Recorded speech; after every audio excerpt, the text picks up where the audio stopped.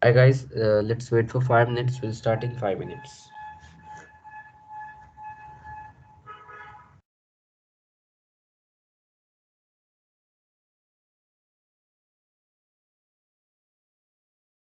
And please don't log in with your guest user. Kindly rename it with your proper name.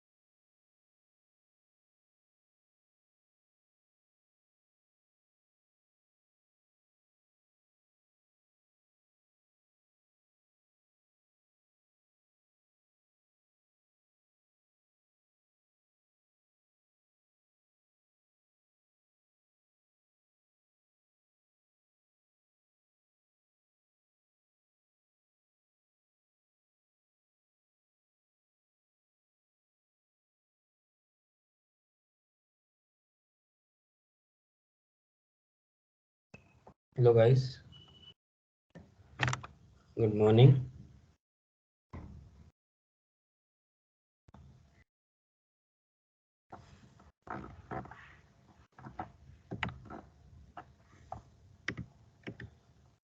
Am I audible guys? Yes, sir. Okay.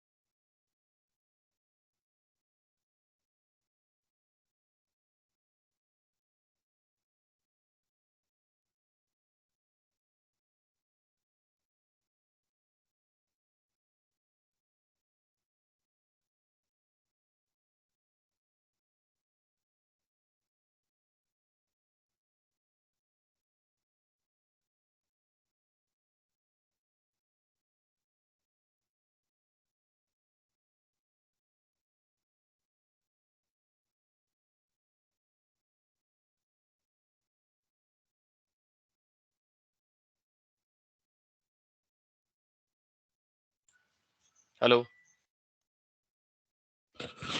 Hello.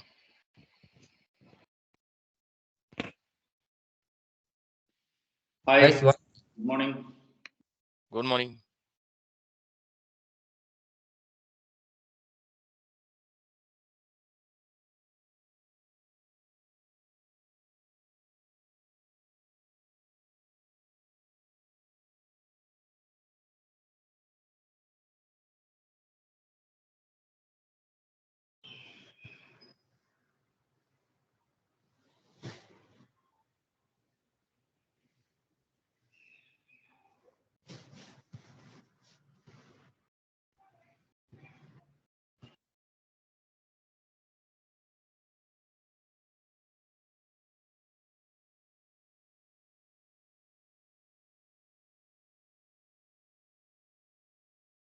Hello.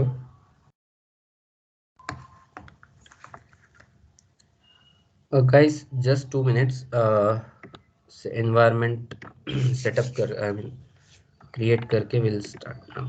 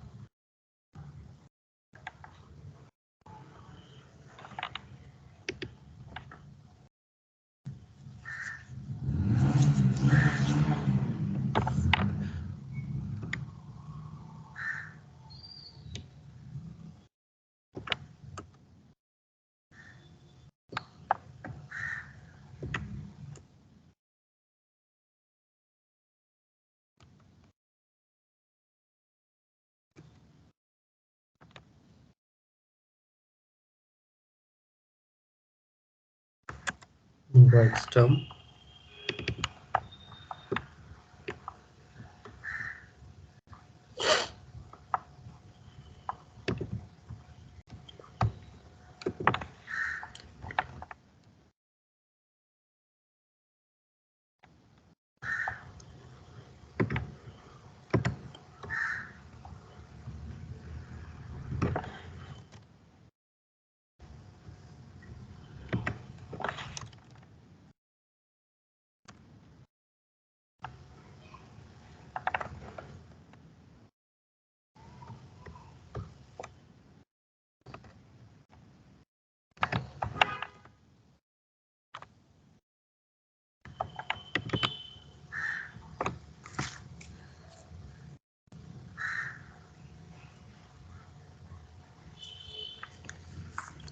Okay guys, let's start now. Start करते हैं तुरंत.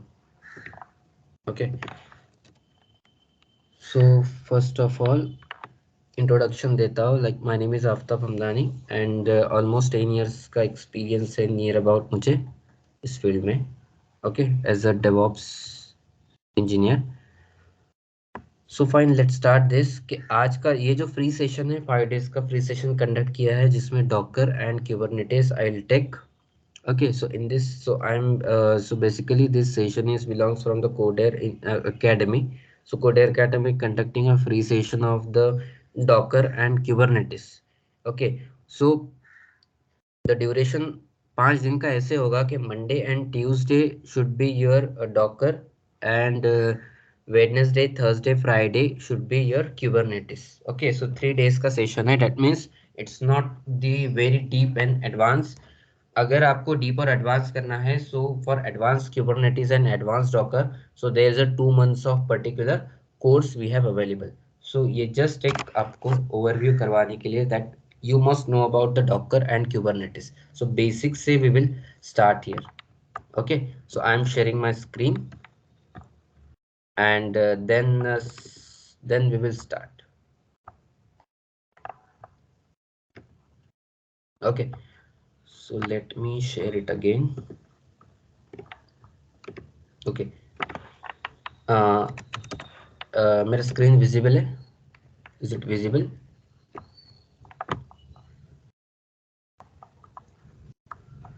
Yes or no? Yes. Docker and Kubernetes.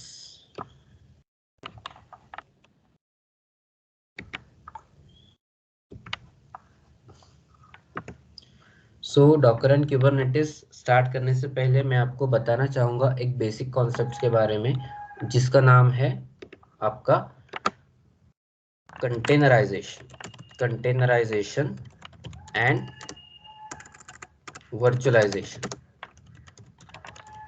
Containerization and virtualization. Now what is the meaning of containerization and what is the meaning of virtualization?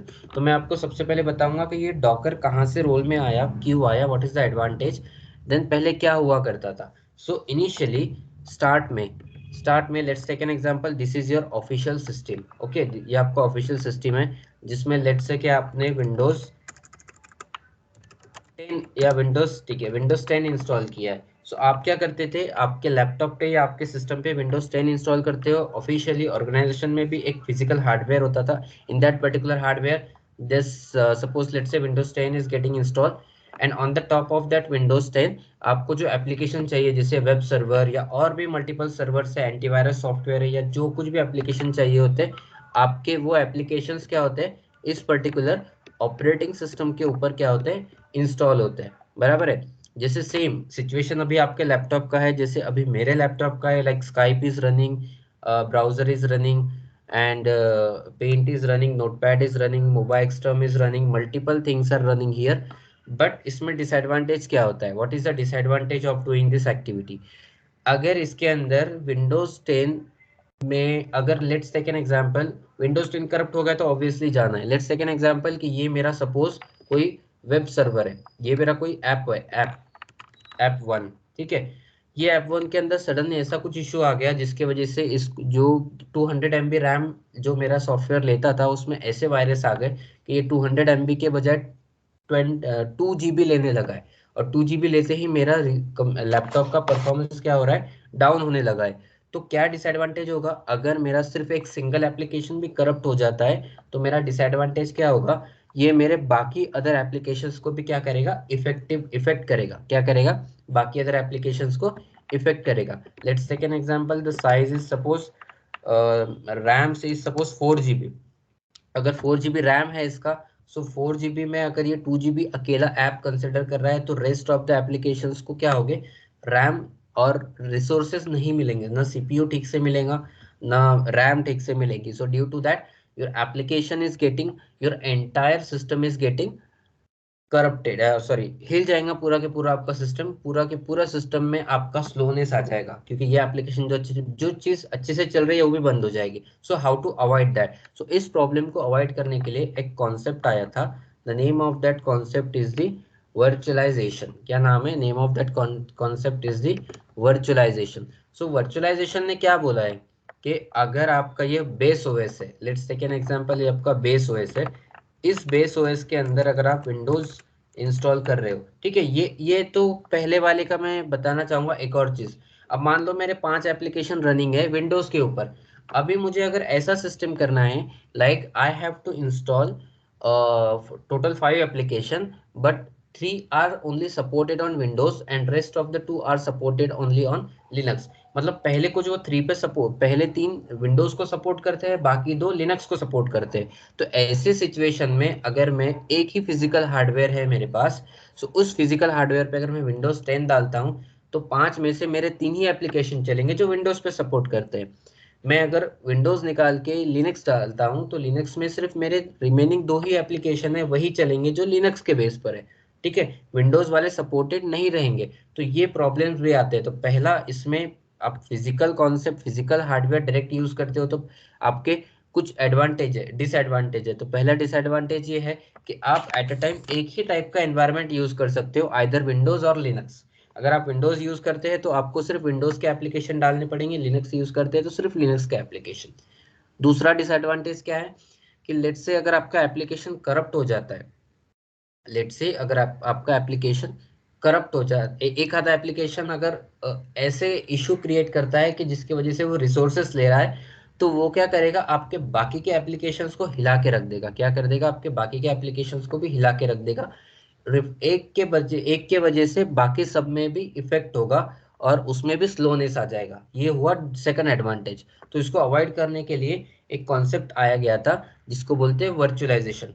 तो अभी virtualisation भी दो type के होते हैं। अक्सर मैंने लोगों को देखा है कि लोग वर्चुअलाइजेशन बोलने के बाद में वर्चुअलाइजेशन एंड कंटेनराइजेशन दोनों को एक्चुअली अलग अलग टर्म यूज करते हैं, बट बोथ आर सेम। अभी सेम कैसे है? तो अभी जो आपने मुझे ऑलमोस्ट पता है कि like you are using VMware virtual box ऐसे सॉफ्टवेयर यूज करते हो फॉर वर्चुअलाइजेशन पर्पस। सो उस टाइप का जो वर्चुअलाइजेशन होता है उसको बोलते हैं hardware virtualization. So there are almost two types of virtualization. First one is the hardware virtualization and second one is the software virtualization. तो ये वाला जो मैं second example यहाँ पे बता रहा हूँ that was your hardware virtualization. So hardware virtualization में क्या होता है, जैसे ये आपका विंडोज 10 है, आपने अगर विंडोज 10 इंस्टॉल किया है तो आप क्या करोगे, उसके ऊपर VMware या वर्चुअल बॉक्स का सॉफ्टवेयर इंस्टॉल करोगे। लेट्स से मैं VMware की बात करता हूँ, और उस VMware के ऊपर आप क्या करने वाले हो, आपका जितने भी, जैसे लेट से आपको विंडोज का एनवायरनमेंट चाहिए, लिनक्स उबंटू का एनवायरनमेंट चाहिए, इतने क्या करेंगे आप वर्चुअल मशीन इंस्टॉल करोगे। ठीक है, जैसे लेट से मैंने अभी इंस्टॉल किया यहाँ पे उबंटू। ठीक है, उबंटू ऑपरेटिंग सिस्टम मैंने यहाँ पे इंस्टॉल किया। ठीक है, सेकंड मैं यहाँ पे इंस्टॉल करता हूँ suppose red hat operating system install किया। ठीक है, और यहाँ पे कोई दूसरा ऑपरेटिंग सिस्टम इंस्टॉल करता हूँ जैसे SUSE ऑपरेटिंग सिस्टम। तो this is called your hardware virtualization. But इसमें एक एडवांटेज है। इसमें एडवांटेज क्या है कि अगर आप आपके बेस विंडोज के ऊपर अगर आप VMware डाल रहे हो, VMware पे उबंटू डाल रहे हो, जैसे आपका टोटल 16 GB का आपका हार्डवेयर है, तो 16 GB के हार्डवेयर में आप सीधा सीधा क्या डिफाइन कर सकते हो, VMware को इंस्टॉल करने के बाद you must say that on Windows अगर आप 4 GB का उबंटू को देते हो साइज के, भाई 4 GB should be use by only Ubuntu. Okay, 4 GB should be used by only Red Hat. Okay, and remaining 4 GB should be used by only SUSE operating system. तो ये तीनों operating system है। तो ये तीनों का VMware का advantage क्या है, VMware के टॉप के ऊपर आपने तीन अलग अलग एनवायरनमेंट के ऑपरेटिंग सिस्टम्स डाल दिए। ओके, और अलग अलग ऑपरेटिंग सिस्टम्स डालने के बाद में इसके ऊपर क्या कर सकते हो आप, जैसे जो ऐप आपका लिनक्स पे, यहाँ पे कैसे केस हो रहा था, लिनक्स के सपोर्टेड ऐप आप डाल रहे हो तो उबंटू पे आपने उबंटू के ऐप डाल दिए, जो रेड हैट पे चलते हैं उस पे रेड हैट के ऐप डाल दिए, जो सुसे पे चलते हैं, या फिर जो विंडोज आप सुसे के बदले विंडोज भी इंस्टॉल कर सकते हो तो विंडोज के ऐप डाल दिए। तो ऐसे आप क्या कर सकते हो, 4 GB डिवाइड कर सकते हो। तो इसमें this is called the hardware virtualization. तो ये क्या करता है, फिजिकली 16 GB को 4 GB, एक 4 GB का ब्लॉक उबंटू के लिए रख देगा, एक 4 GB का ब्लॉक आपके रेड हैट के लिए रख देगा, और एक 4 GB का ब्लॉक आपके सुसे के लिए रख देगा। Like so here you can see here Ubuntu में आप सिर्फ उबंटू के एप्लीकेशन चलाओगे, रेड हैट के सिर्फ रेड हैट में, और सुसे के सिर्फ सुसे में। नाउ ये तो सिर्फ एडवांटेज की बात हुई। अब इसमें भी डिसएडवांटेज है। आप भले VMware यूज कर रहे हो तो इसमें भी कुछ डिसएडवांटेज है। पहले में डिसएडवांटेज देखा आपने, सेकंड में डिसएडवांटेज क्या है, आपको ये बेवजह का क्या कर रहा है, 16 GB का तो ठीक है, ये स्टोरेज के अंदर आपको एक और काम करना पड़ता है कि आप उबंटू डाल रहे हो। So the size of Ubuntu operating system is minimum 10 GB। Red hat का साइज मिनिमम 10 GB तो होगा ही ऑपरेटिंग सिस्टम का साइज, करेक्ट है। तो इसमें क्या हो रहा है, आपको सिर्फ ये दो एप्लीकेशन, जैसे आपके एप्लीकेशन की साइज है 100 MB, तो ये 200 MB के सॉफ्टवेयर, इधर 200 MB के सॉफ्टवेयर है, एंड थर्ड इसमें 200 MB के सॉफ्टवेयर है। तो आपको क्या करना पड़ रहा है, सिर्फ उबंटू एनवायरनमेंट देने के लिए आपको वर्चुअलाइजेशन के अंदर, हार्डवेयर वर्चुअलाइजेशन में ऑपरेटिंग सिस्टम इंस्टॉल करनी पड़ती है, तो जो कि जिसका साइज है 10 GB। सो 10 GB के अंदर 200 + 200, तो 10 GB + 400 MB आपका यूटिलाइजेशन हुआ उबंटू में। इधर 10 GB + 400 MB यूटिलाइजेशन होगा आपका रेड हैट के अंदर। तो इसमें this is called as the hardware virtualization. इसमें एक एडवांटेज है, एडवांटेज ये है कि लेट से अगर आपका एक आधा एप्लीकेशन करप्ट हो जाता है तो उसका जो इफेक्ट होगा वो सिर्फ दूसरे वाले पे होगा, सेकंड वाले पे। मतलब अगर कोई एप्लीकेशन उबंटू में चल रहा है और किसी तरह से एक आधे ऐप में कोई इशू आ गया जो 4 GB का 4 GB पूरा के पूरा मेमोरी खींच रहा है, आपका यूटिलाइज कर रहा है, तो वो सिर्फ आपका सिर्फ उबंटू पे इफेक्ट करेगा। वो रिमेनिंग 16 GB में से जो 12 GB बचा है उसको टच भी नहीं करेगा, करप्ट हो जाएगा लेकिन दूसरे को टच नहीं करेगा। तो ये एक एडवांटेज है कि इसको एक आइसोलेशन मिल गया, कि मेरे को जैसे एक एक बड़ा घर है तो घर के अंदर कमरे होते हैं ना, तो एक बड़ा हाउस है, हाउस में कमरा है, जैसे बेडरूम 1, बेडरूम 2, बेडरूम 3। तो बेडरूम 1 में अगर मैं कोई सामान रख रहा हूँ और वो फुल हो गया, तो फुल हो गया तो इसका ये मतलब नहीं है कि दो ऑटोमेटिक मेरा सामान दूसरे बेडरूम में चला जाएगा, पहले में जितनी जगह है उतना ही बैठेगा, उसके अलावा एक्स्ट्रा सामान इसमें नहीं आएगा। इसमें क्या हो रहा था, अगर मैं उस टर्म में बात करूं पहले वाले में, कि अगर मेरे पास एक पूरा घर है और 4 लोग उसमें रहते हैं, तो अगर पहले बंदे का सामान बहुत ज्यादा है तो उसके वजह से उसको इशू क्या, बाकी लोगों को इशू क्या हो रहा था कि पहला वाला बहुत स्पेस यूज कर रहा है तो दूसरे वाले को उतना स्पेस नहीं मिल रहा। अब पहले वाला अपने पास के 10 बैग्स रख रहा है, जिसकी वजह से दूसरे तीसरे को 2 बैग्स रखने के लिए भी जगह नहीं मिल रही है, तो वो प्रॉब्लम हो रहा था। बट इसके अंदर कैसा है कि एक कमरा, हमने एक बड़े घर में तो अलग अलग कमरे बनाए, तीन तीन रूम्स है, 3 रूम्स के अंदर अगर पहले वाले के 10 बैग्स है तो उसका इफेक्ट सेकंड वाले को होगा। मतलब एक रूम में 2 लोग रहते हैं तो पहले वाले का अगर कुछ ज्यादा रिसोर्सेस वो ले रहा है, ज्यादा स्पेस वो ले रहा है, तो सेकंड वाला उस पर रिफ्लेक्ट होगा। वो दूसरे के कमरे में उसका सामान नहीं रख पाएगा क्योंकि उसका जो लिमिट है वो इसी हद तक है, बराबर है। लेकिन अगर मैं कंटेनराइज वर्चुअलाइजेशन के पॉइंट ऑफ व्यू से बात करूं, advantage you can see here, first application अगर करप्ट हो जाता है, सॉरी, फर्स्ट एप्लीकेशन अगर स्पेस ले रहा है तो वो आपका एंटायर 4 GB क्रॉस नहीं करेगा, वो इतना ही करप्ट करेगा, ठीक है। ये हुआ एडवांटेज कि बाकी जैसे रेड हैट में चलने वाले एप्लीकेशन स्मूथ चलेंगे, सुसे में चलने वाले एप्लीकेशन स्मूथ चलेंगे, बट उबंटू के ही जो 2 एप्लीकेशन है वो क्या हो जाएंगे, खराब हो जाएंगे। तो ये हुआ एडवांटेज। डिसएडवांटेज क्या है इसका कॉन्सेप्ट का यूज करने का, कि ये स्पेसेस एक्स्ट्रा के लेता है, मुझे सिर्फ उबंटू का एनवायरनमेंट देने के लिए 400 MB को एनवायरनमेंट देने के लिए मुझे 10 GB का स्पेस क्या करना पड़ रहा है, वेस्ट। तो उस वेस्ट को बचाने के लिए हम लोग, ये वेस्ट है, ठीक है, अभी बचाने के बाद हम लोग आगे देखते हैं। तो ये वेस्टेज है आपका, तो ये वेस्टेज का सबसे बड़ा इशू यही होता है कंटेनराइजेशन कॉन्सेप्ट के अंदर, कि वेस्टेज आपका इसमें होगा। भले ही आपका एडवांटेज है इसमें, एक और सिक्योरिटी है कि उबंटू में जो डेटा है वो आपका रेड हैट के अंदर हैक नहीं हो सकता, वो जा नहीं सकता, रेड हैट के एनवायरनमेंट में घुस नहीं सकता। उबंटू में घुसने वाला आपके सूसे के एनवायरनमेंट में नहीं जा सकता, उसका जो लिमिट है वो उबंटू तक ही है। रेड हैट में किसी ने लॉगिन किया तो उसका लिमिट वो रेड हैट तक ही है। तो ये सबसे बड़ा एडवांटेज है, ठीक है। लेकिन डिसएडवांटेज यही है कि स्पेस, हार्डवेयर वर्चुअलाइजेशन का सबसे बड़ा डिसएडवांटेज क्या होता है, स्पेस होता है। कि आप जितने भी एनवायरनमेंट अलग अलग डालोगे, वो सारे के सारे एनवायरनमेंट में अलग अलग ऑपरेटिंग सिस्टम डालनी पड़ेगी, ये पहला डिसएडवांटेज। दूसरा डिसएडवांटेज क्या होता है कि अगर आपका उबंटू करप्ट हैंग हो गया तो आप रीस्टार्ट करोगे, ठीक है, आपका सॉफ्टवेयर हैंग हो गया तो रीस्टार्ट करोगे, तो जब आप उबंटू ऑपरेटिंग सिस्टम रीस्टार्ट करते हो तो ऑब्वियसली ओएस तो कोई सेकंड में स्टार्ट नहीं होता है, उसको 20 सेकंड 30 सेकंड का टाइम लगता है स्टार्ट होने में। तो 30 सेकंड 20 सेकंड तक के वो सर्विस आपकी कस्टमर के लिए क्या होंगी, अनअवेलेबल रहेंगी। तो ये सेकंड डिसएडवांटेज है वर्चुअलाइजेशन का, कि आपका अगर कुछ भी इशू होता है, आप ओएस को रीस्टार्ट करते हो उबंटू को, तो वो 20-30 सेकंड के लिए डाउन रहेगी। तो 20-30 सेकंड में डाउन रहने की वजह से उतना बिजनेस क्या होता है, लॉस होता है। तो ये वाला जो कॉन्सेप्ट था वर्चुअलाइजेशन का, इसमें भी लोगों को दिक्कत आने लगी। पहले से जब आप फिजिकली देखते हो तो फिजिकल से इसको कंपेयर करोगे ये बहुत अच्छा है, कि बाकी हमारे एप्लीकेशन को हाथ नहीं लगेगा। बस एक ही डिसएडवांटेज है कि इसको रिसोर्सेस क्या लगते हैं, बहुत लगते हैं, ये सबसे बड़ा क्या है इसका डिसएडवांटेज। अब इसको अवॉइड करने के लिए एक और नया कॉन्सेप्ट आया है, the name of that concept is the हमारा कंटेनराइजेशन। Okay, containerization. कौन सा कॉन्सेप्ट आया है, कंटेनराइजेशन।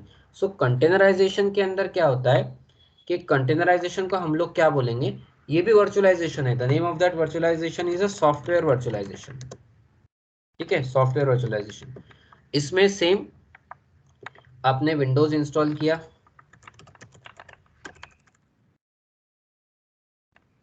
विंडोज इंस्टॉल किया, ठीक है, 22, ठीक है, आपने इसमें क्या किया, विंडोज इंस्टॉल किया। अब आप क्या कर सकते हो, जैसे आपके पास 5 सॉफ्टवेयर है, 5 एप्लीकेशन है, 3 लिनक्स पे चलते हैं और 3 विंडोज पे चलते हैं, तो उसको लिनक्स वाला एनवायरनमेंट चाहिए। तो अगर आपके एप्लीकेशन कंटेनराइजेशन का एक एडवांटेज ये है कि आप अपने विंडोज के ऊपर क्या कर सकते हो, एक लेयर वर्चुअल सॉफ्टवेयर वर्चुअलाइजेशन का एक लेयर डाल सकते हो, और उस लेयर का नाम है डॉकर। उस लेयर का नाम क्या है, डॉकर। आप सॉफ्टवेयर यूज कर रहे हो उस लेयर के लिए। तो जैसे आपने डॉकर इंस्टॉल किया तो डॉकर क्या करेगा, अभी आपको पता है कि जैसे आपको एक एप्लीकेशन, जैसे वो वेब बेस्ड एप्लीकेशन है, मतलब जैसे कोई वेबसाइट है तो वेबसाइट के लिए HTTP हो गया या उससे रिलेटेड लाइब्रेरी आपको चाहिए, तो उसके लिए आपको वो ये नहीं बोलेगा कि पूरा के पूरा एनवायरनमेंट यूज करो। वो क्या बोलेगा कि भाई आपका 200 MB का सॉफ्टवेयर है क्या, 200 MB का सॉफ्टवेयर है तो और 100 MB का एनवायरनमेंट, ज्यादा से ज्यादा, उससे बड़ा एनवायरनमेंट नहीं। ऐसे 10 GB 15 GB का ऑपरेटिंग सिस्टम इंस्टॉल करने की जरूरत नहीं होती है। तो इसमें क्या होगा, सेम आइसोलेशन होगा, लेकिन ये जैसे एप्लीकेशन 1 एप्लीकेशन 2 एप्लीकेशन 3 अगर आप डाल रहे हो, तो सपोज पहले वाला एप्लीकेशन है आपका HTTP पे चलने वाला, तो आपका HTTP से रिलेटेड आपके एनवायरनमेंट आ जाएंगे, फिर उससे रिलेटेड लाइब्रेरी फाइल्स आ जाएंगी, फिर एक्चुअल आपका ऐप रन करेगा। तो ये जो आपका साइज होगा, ज्यादा से ज्यादा अगर दो आप एक एप्लीकेशन 100 MB का चला रहे हो, तो ज्यादा से ज्यादा खींच खींच के 400 MB आपका लिमिट रहेगा। कितना रहेगा, 400 MB। आप सॉफ्टवेयर हार्डवेयर वर्चुअलाइजेशन से आप कंपेयर करोगे तो 10 GB का आपको OS डालना पड़ रहा था, और फिर उसके अंदर वो ऐप चलाना पड़ रहा है। अभी हम लोगों को पूरा कर्नल वगैरह इंस्टॉल करने की जरूरत नहीं, हमें पता है कि लिनक्स के बेस पे चल रहा है तो लिनक्स की लाइब्रेरी चला लो उसके ऊपर। हमें पता है कि HTTP के बेस पे चल रहा है तो HTTP के पैकेजेस, उसकी लाइब्रेरी, उसका रखने वाला डेटा बस उतना ही रखो। तो इसको बोलते हैं कंटेनराइजेशन। तो ये एक कंटेनर बन गया, उस कंटेनर के अंदर क्या है, आपके एप्लीकेशन से लगने वाली सिर्फ रिलेटेड फाइल्स होंगी, और उस रिलेटेड फाइल्स के ऊपर हम लोग उसको डिवाइड कर सकते हैं। जैसे अगर आपका 16 GB का हार्डवेयर है और आपको पता है कि आपको 2 GB में काम हो जाएगा, तो आप सिर्फ ये एक कंटेनर को 2 GB का रैम दे सकते हो। कितना दे सकते हो, सपोज 2 GB का रैम दे दिया, तो आपका एप्लीकेशन साइज सिर्फ 400 MB का है। आपके कितने भी क्लाइंट्स यूज कर सकते हैं, तो 2 GB तक वो अगर यूज भी करेंगे तो उनको क्या होगा, प्रॉब्लम नहीं आएगा। ये आप कंपेयर कर सकते हो इससे, ये वाले डायग्राम से, कि देखो कितना वेस्टेज हो रहा था। मेरे को सिर्फ ये 400 MB का सॉफ्टवेयर डालने के लिए 10 GB डालना पड़ रहा था और 4 GB का रैम देना पड़ रहा था। 4 GB में से 2 GB तो आपका OS तो यूज करेगा ही, उबंटू डाले हो तो फिर बचा कुचा आपके एप्लीकेशन को मिलेगा। लेकिन यहाँ पे OS को दे ही नहीं रहे हम लोग कंटेनर बना रहे हैं। तो कंटेनर के अंदर हम लोगों ने उससे रिलेटेड लाइब्रेरी फाइल्स और वो एप्लीकेशन एक कंटेनर में रखा, और उस कंटेनर के अंदर हम लोगों ने क्या किया, पर्टिकुलर उस कंटेनर के अंदर ही एनवायरनमेंट प्रोवाइड कर दिया, और उसी एनवायरनमेंट के अंदर आपका डेटा क्या हुआ है। तो डेटा वहीं पे स्टोर होगा आपका। आप 2 GB रैम दे रहे हो तो 2 GB रैम उतने एप्लीकेशंस के लिए बहुत है, सफिशियंट है। मतलब 16 में से 2 GB ये यूज कर रहा है, तो मतलब अगर मैं 2-2 GB को कंपेयर करूँ तो मैं 8 एप्लीकेशन ऐसे और डाल सकता हूँ। लेकिन मैं यही हार्डवेयर वर्चुअलाइजेशन यूज कर रहा हूँ, तो 2 GB इसको मैं दूंगा तो ऑब्वियसली आपका उबंटू थोड़ा बहुत लेगा तो आपके एप्लीकेशन को कम मिलेगा। तो यहाँ पे मैं सिर्फ 3 एप्लीकेशन इंस्टॉल कर पा रहा था, लेकिन यहाँ पे मैं 8 एप्लीकेशन इंस्टॉल कर पा रहा हूँ, क्योंकि मैं अगर software virtualization, that means recalled as a containerization use कर रहा हूँ, कंटेनराइजेशन यूज कर रहा हूँ। तो कंटेनराइजेशन के एडवांटेज क्या हो रहा है, मेरा पहला डिसएडवांटेज कि स्पेस का वेस्ट नहीं हो रहा है। दूसरा, सेम आइसोलेशन मिल रहा है कि इसमें अगर ये वाला ऐप करप्ट हो जाता है तो सिर्फ वो इधर ही रिफ्लेक्ट करेगा, वो दूसरे ऐप को टच नहीं करेगा। वो क्या करेगा, दूसरे ऐप को टच भी नहीं करेगा, पहले में रिफ्लेक्ट करेगा। और सेकंड एडवांटेज क्या है कि अगर ये ऐप मेरा करप्ट हो गया या हैंग हो गया, तो मैं अगर ये ऐप को रिस्टार्ट करता हूँ डॉकर कमांड से, तो वो सिर्फ इतने को ही रिस्टार्ट, वो मिली सेकंड में रिस्टार्ट हो जाएगा। जैसे मैंने बताया था हार्डवेयर वर्चुअलाइजेशन में कि अगर करप्ट हो जाता है सॉफ्टवेयर, आप उबंटू को रिस्टार्ट कर रहे हो तो 20-30 सेकंड लेता है, लेकिन ये 1 सेकंड के अंदर आपका रिस्टार्ट हो जाएगा। मतलब कस्टमर को 1 सेकंड के लिए भी वेट करने की जरूरत नहीं होगी कि अगर आपका कोई एप्लीकेशन आप रिस्टार्ट कर रहे हो तो this is containerization is called as a software virtualization. Containerization is called as a software virtualization. Okay, guys, do you have any questions, any doubts?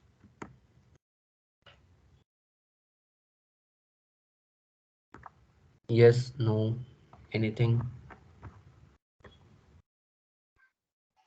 No, sir.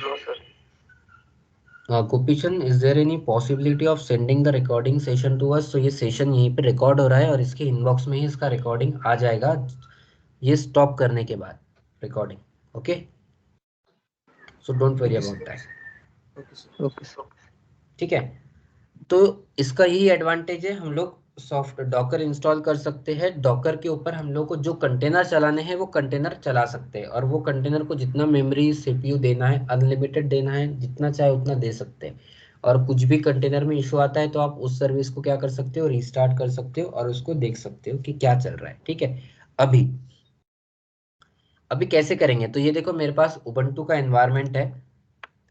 Ubuntu के एनवायरनमेंट के अंदर मैं क्या करूंगा, अभी मेरा डॉकर इंस्टॉल करके दिखाऊंगा। तो डॉकर इंस्टॉल करने के कुछ स्टेप्स है। कुछ पहले पैकेज अपडेट करना, sudo ubuntu यूज कर रहा हो तो sudo apt अपडेट। इसका प्री रिक्विजिट यही है इस कोर्स का कि आप you must know the basics of Linux. आपको लिनक्स पता है तो ठीक, otherwise Linux is compulsory here. तो मैं आपको देखो पहले पैकेज मैंने अपडेट किया। सेकंड, मैं क्या कर रहा हूँ, sudo की जरूरत नहीं कि बिकॉज मैं एज अ रूट चला रहा हूँ, तो कुछ रिलेटेड लगने वाले पैकेजेस में इंस्टॉल कर रहा हूँ यहाँ पे। ठीक है, कर्ल जो थे वो इंस्टॉल हो गए। उसके बाद में मैंने एक डायरेक्टरी बनाया जिसमें मैं वो कुछ सर्टिफिकेट्स रखूंगा यहाँ पे। ठीक है, ईटीसी के अंदर, सॉरी सर्टिफिकेट्स नहीं बोलेंगे इसको, डॉकर इंस्टॉल करने की जो रिपोजिटरी जहाँ पे कहाँ से मेरा सोर्स कोड इंस्टॉल होगा वो मैं एक फोल्डर बनाऊंगा और उस फोल्डर के अंदर कुछ तो ये इंस्टॉल करने वाला हूँ, कीज। ठीक है, ये कीज को मैं इंस्टॉल कर रहा हूँ यहाँ पे, वो की वहाँ पे इंस्टॉल हो गई। अब फाइनली मैं कुछ कंटेंट लूंगा यहाँ से। तो ये देखो ये क्या कर रहा है, सिर्फ डॉकर से रिलेटेड जीपीजी फाइल, डॉकर से रिलेटेड हमको जो डेटा लग रहा है वो हम लोग क्या कर रहे हैं यहाँ से ले रहे हैं। डॉकर से लगने वाला ये डॉकर डायरेक्ट इंस्टॉल नहीं होगा, एपीटी इंस्टॉल डॉकर कर दिया तो नहीं होगा, उससे लगने वाली सिक्योरिटी फाइल बहुत कुछ होता है। तो ये सब कुछ हमें कंपलसरी होता ही है। तो इसके लिए हम लोग ये स्टेप्स कर रहे हैं और ये प्री डिफाइन है, इसमें कोई लॉजिक नहीं है कि ये यूज क्यों किया वही यूज क्यों किया। अब जब सर्टिफिकेट सब डाल दिया, पाथ सब डाल दिया है, तो फाइनली हम लोग क्या करने वाले हैं, इसको अपडेट कर देंगे, क्योंकि और उससे रिलेटेड कोई पैकेज अपडेशन आएगा तो वो अपडेट हो जाएगा। देन फाइनली परमिशन चेंज करेंगे जीपीजी फाइल का। ओके, परमिशन चेंज कर दिया। फिर से एक बार अपडेट कमांड चलाते हैं कि कोई अपडेट है क्या। कुछ अपडेट होगा तो आ जाएगा, बट कोई अपडेट नहीं है। अब फाइनली लास्ट स्टेप होगी हमारी डॉकर से रिलेटेड पैकेज को इंस्टॉल करने की। तो देखो Docker -ce, Docker CECLI, container dot IO, then buildx plugin, everything हम लोग क्या कर रहे हैं, इंस्टॉल कर रहे हैं। अब ये हुआ मेरा डॉकर इंस्टॉल, ये क्या हो गया मेरा डॉकर इंस्टॉल। ओके, यही स्टेप्स फर्स्ट टाइम इंस्टॉलेशन करते हैं तो प्रोवाइड करना पड़ता है। तो अभी ये जैसे मैंने विंडोज़ पे बताया था पेंट के अंदर एग्जांपल देके ये वाला मेरा, लेकिन मैं विंडोज़ के बजाय ये लिनक्स यूज़ कर रहा हूँ और लिनक्स के ऊपर मैंने अभी ये देखो ये डॉकर का लेयर दिख रहा है, इस लेयर को मैंने इंस्टॉल किया है। उस लेयर के ऊपर हम लोग अभी ऐसे कंटेनर्स बना सकते हैं और कंटेनर्स को यूज़ कर सकते हैं। तो कुछ कुछ डॉकर के कमांड्स है जो आप इसमें यूज़ कर सकते हो। ठीक है, वो डॉकर के कमांड्स भी मैं आपको नोट करके दे देता हूँ। ठीक है, तो पहला डॉकर का अगर आपको देखना है कि भाई मेरे पास कितने कंटेनर चल रहे हैं, तो उसके लिए कमांड है डॉकर PS। क्या है, डॉकर PS। तो मैं डॉकर PS कमांड चलाता हूँ। तो देखो कंटेनर आईडी इमेज कुछ भी नहीं दिखा रहा है, एम्प्टी दिखा रहा है, सब कुछ नल है, एम्प्टी है। ठीक है, सब कुछ नल है, एम्प्टी है, शो कुछ नहीं कर रहा है। ठीक है, अभी अगर आपको कंटेनर चाहिए तो आप अगर चाहते हो कि आपको कोई क्या कहते हैं उसको, कंटेनर लॉन्च करना है, जैसे मैंने बताया ना एक आधे ऐप का, जैसे ये ऐप है, ऐप लाइब्रेरी, जैसे HTTP का कोई कंटेनर है वेबसाइट का, आप चाहते हो कि वो कंटेनर लॉन्च होना चाहिए। तो कंटेनर का मतलब क्या होता है, उसकी रिलेटेड फाइल्स सब यहीं पे होती है, उसकी रिलेटेड फाइल्स जैसे लाइब्रेरी HTTP सारी की सारी फाइल्स उसकी यहीं पे होती है। तो कंटेनर ऐसे डायरेक्टली लॉन्च नहीं होता है कि बस डॉकर रन किया। तो रन करने के लिए जब डॉकर रन करते हो तो डॉकर रन करने के बाद में आपको क्या करना पड़ता है, उससे रिलेटेड उसको इमेज का पाथ देना पड़ता है कि आप क्या इंस्टॉल करना चाहते हो। तो Docker run -IT।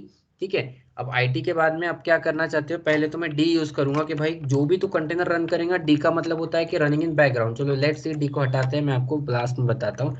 Interactive shell आपको मिलेगा डॉकर रन -IT। फिर आपको क्या करना है, HTTPD लेटेस्ट इमेज का नाम है, ये इमेज का नाम है। कौन सी इमेज का नाम है, जैसे आप यहाँ देखोगे डायग्राम के हिसाब से कि ये HTTP से रिलेटेड कंटेनर मुझे लॉन्च करना है, तो HTTP से रिलेटेड कंटेनर का मुझे इमेज चाहिए। डेटा कहाँ से आएगा? आप अगर आपके लैपटॉप पे ओएस को इंस्टॉल करते हो तो आप सीडी या पेन ड्राइव से करते हो, तो पेन ड्राइव या सीडी में क्या होता है? पेन ड्राइव या तो सीडी में होता है आपका उसका विंडोज का या लिनक्स का इमेज फाइल होता है, उसका फाइल्स होता है, डेटा होता है, तो वही डेटा आप अपने लैपटॉप पे इंस्टॉल करते हो। तो उसी तरह से कंटेनर भी आप लॉन्च कर रहे हो तो उस कंटेनर का भी इमेज फाइल होगा, ठीक है। तो उसको पाथ उसको देने के लिए हम लोग ऐसे लिखेंगे HTTPD, जैसे भी मैं इमेज यूज कर रहा हूँ HTTPD का, तो वो HTTP से रिलेटेड कंटेनर्स क्या करेगा, मुझे शो कर देगा, ठीक है। अब मैं चाहता हूँ कि ये जो होगा वो पोर्ट नंबर 80 पे चलना चाहिए, जो मेरी वेबसाइट HTTP मतलब इट्स जस्ट सिंपल वेबसाइट, तो मैं चाहता हूँ कि ये मेरी वेबसाइट पोर्ट नंबर 80 पे चलनी चाहिए। तो डॉकर रन -IT, तो वो क्या करेगा, देखो पहले लोकली इमेज को ढूंढ रहा है, नहीं मिल रहा है तो वो डॉकर से डाउनलोड कर रहा है। तो अभी वो डाउनलोड होता कहाँ से है, तो उसके लिए डॉकर हब में जाओगे आप, तो डॉकर हब का जो लाइब्रेरी होता है यहाँ से वो सब कुछ डाउनलोड होता है। तो जैसे डॉकर हब पे आपको कुछ भी सर्च करना हो, HTTP सर्च किया, 1 सेकेंड, HTTPD सर्च किया, तो सबसे पहले अगर आपको इमेज पर डाउट है कि भाई मुझे इमेज का नाम नहीं पता, तो ये आप यहाँ पे पहले सर्च करके उसका देख लो उसका नेम क्या है, बिकॉज उसको प्रॉपर नेम चाहिए होता है। देखो HTTPD में ये वाला इमेज यूज कर रहा हूँ, ठीक है। आपको जो एनवायरनमेंट चाहिए वो एनवायरनमेंट आप यूज कर सकते हो। इसके अंदर कुछ तो इशू आया है, अरे यार ये इशू से मैं बहुत परेशान हूँ कि इसका एक सिस्टमेटिक वे होता है 80:80 पोर्ट नंबर। तो ये देखो चल रहा है, रन हो गया, कुछ तो रन हुआ। पहले मैं एरर दिया था क्योंकि मैंने पाथ अलग दिया था, बट अभी इसका मैंने पाथ क्या दिया, सही दिया है। तो इसको कहाँ जाएगा, कहाँ जाएगा, मेरा कमांड किधर गया, हाँ ये वाला है। अगर आप कोई कंटेनर लॉन्च कर रहे हो, कंटेनर को रन कर रहे हो, तो कंटेनर को रन करने के लिए क्या है मेरा कमांड, डॉकर रन -p, मतलब पोर्ट मैप किया कि मेरा HTTP का वेबसाइट पोर्ट नंबर 80 पे चलेगा। मतलब पेंट के हिसाब से ये मेरा जो HTTP का ऐप चल रहा है वो ऐप किस पे चलेगा, मेरा पोर्ट नंबर 80 पे चलेगा। किस पे चलेगा, पोर्ट नंबर 80 के ऊपर चलेगा, ठीक है। तो ये पोर्ट नंबर 80, इसका जो भी साइज होगा इसका ज्यादा बड़ा साइज नहीं होगा। आपको देखना है तो आप डॉकर PS से देख सकते हो, लेकिन ये देखो मुझे कुछ करने नहीं देगा, तो इसको हमें बैकग्राउंड में चलाना पड़ेगा। बट फ्रंट एंड में पहले हम लोग देखते हैं कि ये वेबसाइट एक्सेस होती है क्या। तो ये वेबसाइट को जब मैं एक्सेस करने का ट्राई करूंगा पोर्ट नंबर 80 के ऊपर, तो देखो इट वर्क्स, मतलब एक सिंपल सी वेबसाइट, एक छोटी सी वेबसाइट मेरी जो मैंने कंटेनर में मैं चला रहा था, वो कंटेनर देखो उसके लॉग्स भी दिखते हैं कि कौन एक्सेस कर रहा है, कहाँ से एक्सेस कर रहा है, उसका IP एड्रेस बराबर है। तो कंटेनर्स का मतलब यही होता है, एक छोटा सा मैंने चलाया हो, ठीक है। अभी मैं इसको सेम चलाऊंगा, अभी डॉकर PS से देखते हैं, फिर से मैंने कंट्रोल C करके उसको एग्जिट कर दिया, अभी एग्जिट किया तो अभी नहीं चलेगा वो, ठीक है ठीक है। वो क्यों, क्योंकि मुझे आपको बताना है कुछ और, उसको बैकग्राउंड में चला के। अभी देखो डॉकर PS कर रहा हूँ तो मुझे कोई लिस्ट नहीं दे रहा है, लेकिन वो प्रोसेस जो मेरा अभी तक चल रहा था वो बैकग्राउंड में जैसा कि वैसा पड़ा रहता है। तो -A लगाओगे तो -A के अंदर देखो ये एग्जिटेड, क्रिएटेड, ये सब क्या है, बैकग्राउंड में पड़े रहते हैं। और उसके फाइनल देखो नेम कैसे रहता है, फ्रेंडली ब्राउन। एक कंटेनर लॉन्च किया, उसका एक रैंडम नेम अलोकेट हो गया, तो इसको डॉकर RM डिलीट कर दूंगा मैं। इसको क्या करूंगा, डॉकर RM मतलब डिलीट। डॉकर के कमांड्स बहुत इजी है, RM मतलब डिलीट, रिमूव, तो डॉकर RM रिमूव कर दिया। अभी PS-A करके देखा, कोई भी कंटेनर नहीं है। अभी इस कंटेनर को हम फिर से चलाएंगे, लेकिन इस बार इस कंटेनर को हम लोग चलाने वाले -D, मतलब run, it should be running in background. और हम लोग एक और करने वाले, इसका नेम हम थोड़ा ढंग से नेम लिखेंगे। तो नेम लिखेंगे हम लोग इसका suppose HTTP web, HTTP web लिखेंगे। अब देखो बैकग्राउंड में चल गया, अब मैं जो चाहे वो कमांड चला सकता हूँ। तो डॉकर PS में चलाता हूँ तो देखो अब प्रॉपर नेम आया, HTTP वेब आया है। पहले कुछ और ही नाम आ रहे थे, heuristic and friendly brown something, but अभी HTTP वेब ये प्रॉपर नेम आ रहा है, क्योंकि मैंने जो कंटेनर रन किया है, जो डॉकर का कंटेनर रन किया है, वो एक सिस्टमेटिक नेम से किया है। किससे किया है, एक सिस्टमेटिक नेम से किया है। अभी देखो तो वेबसाइट एक्सेस हो रही है क्या मेरी, is it accessible, so yes it works. अभी ये आगे की बात है कि उसके अंदर मैं अपना वेबसाइट कैसे डालूंगा, फिर उसके अंदर हमारे कोड को कैसे लिखेंगे, क्या लिखेंगे, ठीक है, वो आगे की चीज़ है। वो डॉकर कंपोज वगैरह, सॉरी लेट्स डॉकर फाइल के अंदर हम लोगों को सारे के सारे कोड लिखने पड़ते हैं। तो ये आपके जो बेसिक कुछ कमांड्स जो इसमें लगने वाले हैं वो मैं आपको बताना चाहूँगा।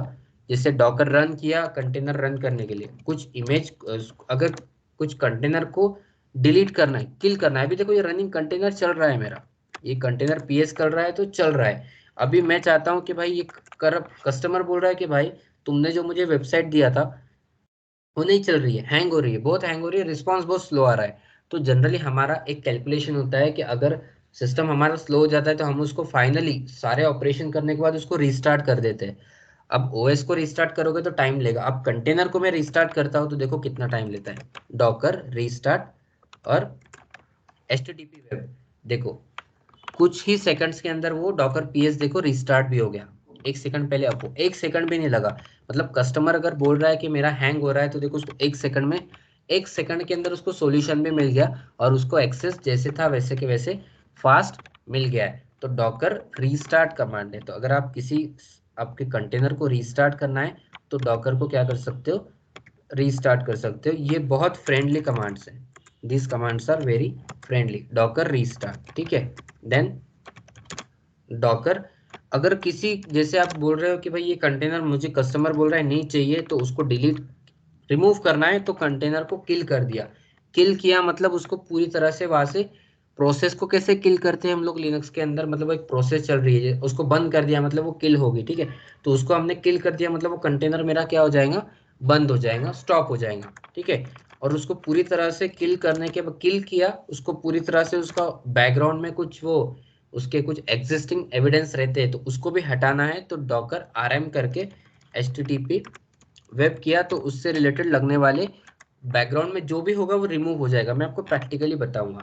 अब मेन कॉन्सेप्ट आता है कि भाई जो जो इमेज का यूज कर रहा है वो इमेज को देखेंगे कैसे। तो डॉकर इमेजेस, तो डॉकर इमेजेस में देखो उसने एचटीटीपीडी का इमेज यूज किया है। तो ये इमेजेस का कॉन्सेप्ट क्या होता है कि जब आप कंटेनर कोई रन हो रहा है तो कंटेनर कहीं ना कहीं से तो रन होगा, तो उससे लगने वाली फाइल्स जो हम लोगों ने ये डॉकर हब से डाउनलोड किया था यहाँ से, वो इमेज पहले आपकी डाउनलोड होती है, फिर उस इमेज का यूज करके कंटेनर क्या होता है, रन होता है। जैसे सेम आप जब विंडोज लिनक्स इंस्टॉल करते हो आपके लैपटॉप में तो पहले हार्ड ड्राइव में, सॉरी आपके पेन ड्राइव में या हार्ड डिस्क सीडी वगैरह में आप पहले उसका इमेज फाइल लेते हो, फिर वो फाइल आपके हार्डवेयर में हार्ड डिस्क में कॉपी होती है। उसी तरह से ये इमेज है, फिर ये इमेज के बाद में कंटेनर बनता है, फिर वो कंटेनर के अंदर आपका डेटा जाता है, ठीक है। तो एक running container, container is nothing but a process. एक इमेज का एक कंटेनर को हम लोग बोलेंगे एक ऐसा प्रोसेस है जो कंटिन्यू चलता है। कंटेनर की डेफिनेशन क्या है, it is a process which is continuously running, okay. अभी उसको चेक करने के लिए डॉकर पीएस कमांड होती है। तो डॉकर पीएस के अंदर फ्रंट एंड से सब दिखता है, लेकिन हाइफन ए लगाओगे तो उसके बैकग्राउंड में चलने वाली हर एक चीज दिखती है। देखो डॉकर पीएस किया तो वो सब बताता है कि कौन से पोर्ट से वो मैप है, क्या कमांड उसके अंदर चला रहा था, कौन सी इमेज वो यूज कर रहा था, httpd_image, ठीक है, और उसका नेम क्या है, everything it should be mention here Docker in Docker PS, ठीक है, हाइफन ए फॉर ऑल, ठीक है। अभी मैं चाहता हूं कि मुझे ये नहीं चाहिए तो मैं डॉकर किल कर दूंगा। अब मैंने डॉकर किल किया, किल करने के बाद में अगर आप देखोगे कि ये वेबसाइट मेरा एक्सेसिबल नहीं होगा, ठीक है। अभी जब मैं डॉकर किल कर रहा हूँ बट स्टिल जब मैं पीएस करता हूँ तो मुझे कुछ नहीं दिखता है, लेकिन हाइफन ए करता हूँ तो मुझे उसका एग्जिटेड का एविडेंस दिखता है। एग्जिटेड का एविडेंस दिखता है मतलब कुछ ना कुछ उसके बैकग्राउंड में प्रोसेस अभी भी एग्जिस्ट है। तो उसको डिलीट करने के लिए मुझे क्या करना पड़ेगा, डॉकर किल के बदले आरएम, आरएम मतलब पूरा रिमूव कर दो, ठीक है, पूरा के पूरा रिमूव कर दो। तो अभी पीएस हाइफन ए से चेक करोगे तो कुछ नहीं दिखेगा, लेकिन वो इमेज, इमेज जो है वो एज इट इज रखी है क्योंकि वो 145 MB की इमेज डाउनलोड हो गई। अब इमेजिन करो कि अगर आपको कोई वेब सर्वर चलाना है और आपका एनवायरनमेंट 145 MB का है और आपकी वेबसाइट सिर्फ 10 MB की है, तो 155 MB का आपका स्टोरेज मेमोरी सफिशियंट है। आपको 10 GB का ओएस डालने की ज़रूरत, आप अगर 10 GB का ओएस डालोगे और उस पर 10 MB का वेबसाइट डालोगे तो सीधी सी बात है स्पेस का वेस्टेज है, बराबर है, स्पेस का पूरा के पूरा वेस्टेज है। तो उसको अवॉइड करने के लिए क्या करोगे आप, सबसे पहले सिंपल सी बात है कि आप कंटेनर का कॉन्सेप्ट यूज करोगे। जैसे मैं आपको एक रियल टाइम एग्जांपल दूं, आपके पास में एक कमरा है 10 बाय 10 का, ठीक है। उस 10 बाय 10 के कमरे के अंदर आपको आपके दो कपड़े रखने हैं, दो ड्रेस है जो सिर्फ रखने हैं। तो आप मुझे बताओ 10 बाय 10 के कमरे में आप 8 बाय 8 का कबर्ड रख के उसके अंदर दो ड्रेस रखोगे, तो इज इट वैलिड, ये it's is it a sense, it make sense or not? Yes or no? It make sense? Please unmute yourself, say something.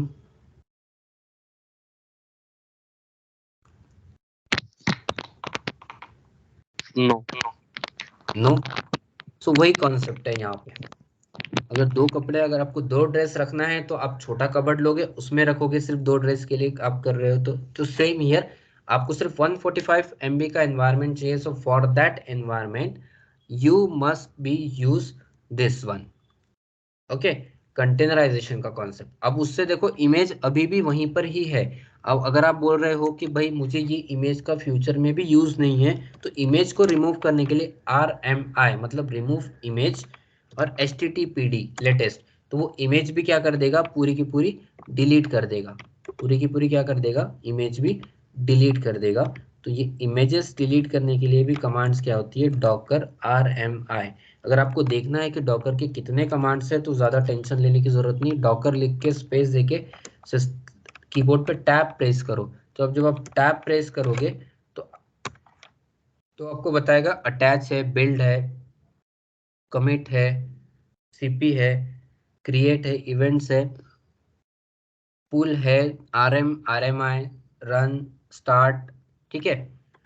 ये सब होता है। तो जैसे अभी मैं फिर से वो रन करता हूँ कंटेनर पोर्ट नंबर 80 के ऊपर, इसको देखो मैंने फिर से रन किया। अभी देखो इमेज मैंने लोकल से भी डिलीट कर दिया था, उसने फिर से वेबसाइट से लेके क्या कर रहा है, उसको रन कर रहा है।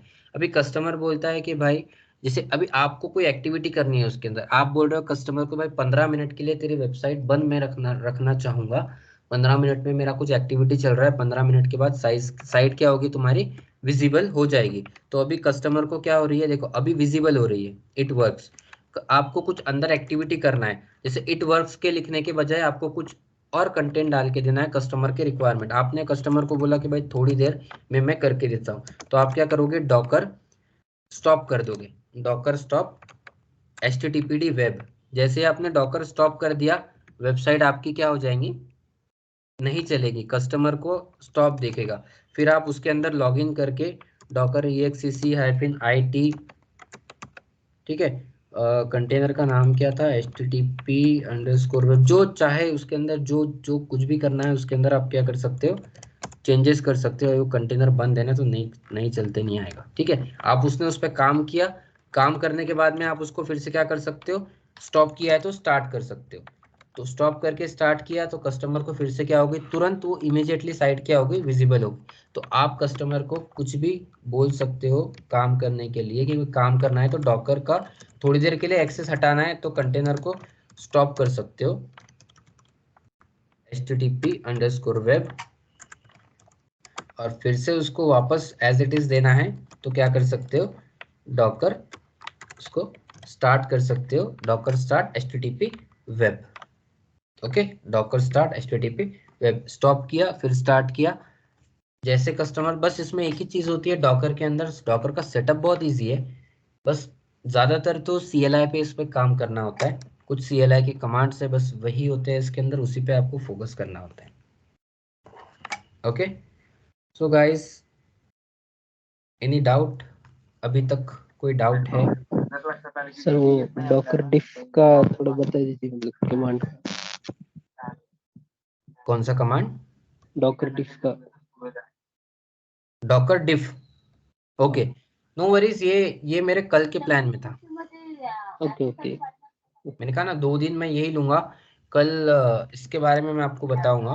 दूसरा मैं आपको वो Docker compose, sorry not Docker compose but क्या कहेंगे उसको, ये डॉकर फाइल्स कैसे लिखने हैं वो भी मैं आपको इसके अंदर बताऊंगा, ठीक है। ओके तो सर। डॉकर से रिलेटेड बस आपको इतना ही फोकस करना है, ठीक है। और this one is your basic course, this is not your advance. अगर आपको बेसिक टू एडवांस जाना है so we have this course for Docker and Kubernetes, जिसमें fresh you can say that basic level से लेकर एडवांस, मतलब अगर आप 5 ईयर्स 6 ईयर्स 10 ईयर्स के एक्सपीरियंस पर्सन भी हो और आप उस लेवल के एडवांस पे नहीं हो, तो आपको वो एडवांस लेवल की ट्रेनिंग भी मिलेगी जिसका कोर्स का ड्यूरेशन ही 2 महीने का है।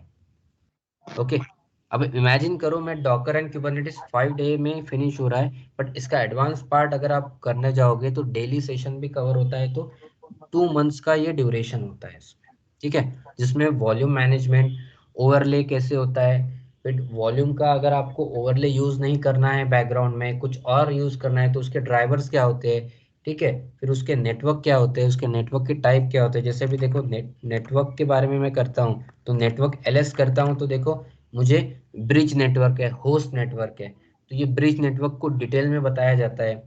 होस्ट नेटवर्क को डिटेल में बताया जाता है कि होस्ट नेटवर्क क्या होता है, ब्रिज नेटवर्क क्या होता है। अभी आपने देखा मैंने जो कंटेनर यूज किया हूँ डॉकर EXEC, अभी मैं डॉकर PS से बताता हूँ आपको।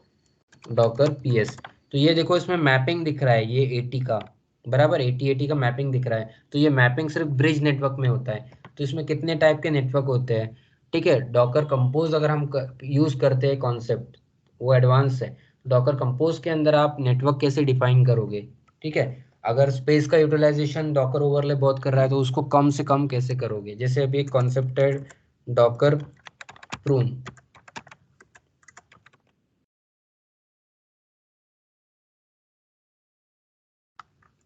इसमें नहीं दिख रहा है,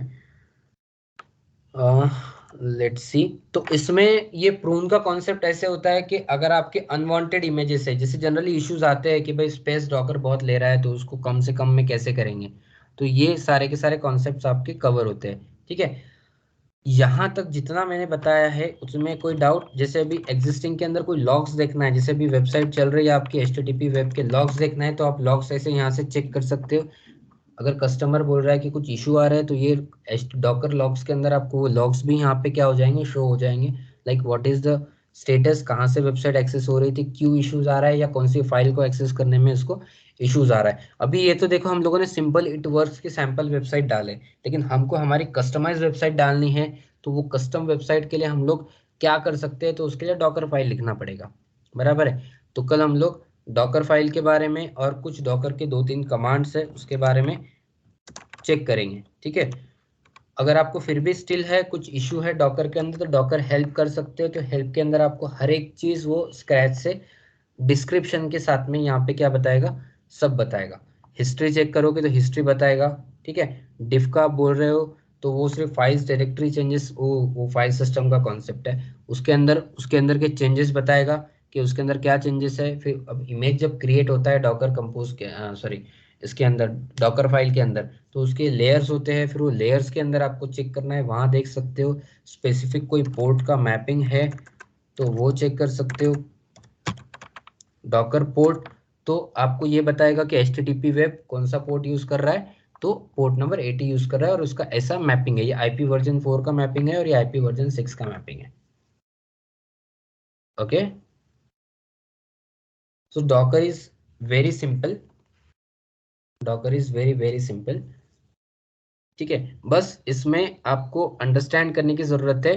तो किसी को भी एक चीज हमेशा याद रखो, Docker is also containerization is also a virtualization, but इसको हम बोलेंगे software virtualization, it's not an hardware virtualization, ठीक है। इसको सॉफ्टवेयर मतलब अगर आप एक कंटेनर को आप बोल रहे हो कि मुझे सिर्फ 2 GB रैम देना है, तो 2 GB रैम कौन प्रोवाइड करेगा, इसको डॉकर प्रोवाइड करेंगे। डॉकर उसको 2 GB अलोकेट कर देंगे कि भाई तेरा लिमिट 2 GB का है, 2 GB के बाहर तू नहीं जा सकता, ठीक है।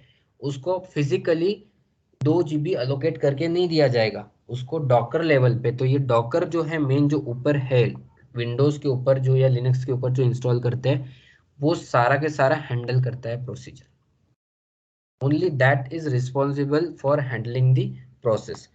अगर आपको चाहिए तो मैं आपको ये फाइल कुछ स्टेप्स दे देता हूँ, तो ये आप ये स्टेप को यूज करके क्या कर सकते हो, एक्सेस कर सकते हो, इंस्टॉल कर सकते हो, प्रैक्टिस क्या कर सकते हो, ये कर सकते हो। तो ये पहला वाला आप अपने पास इसको कॉपी करके रख लो। कुछ कमांड्स है जो आपको लगते रहेंगे, तो मैं ऐसे लाइन उसमें ड्रॉ कर देता हूँ ताकि आपको समझ में आए कि ये मेरा अलग अलग फाइल्स है।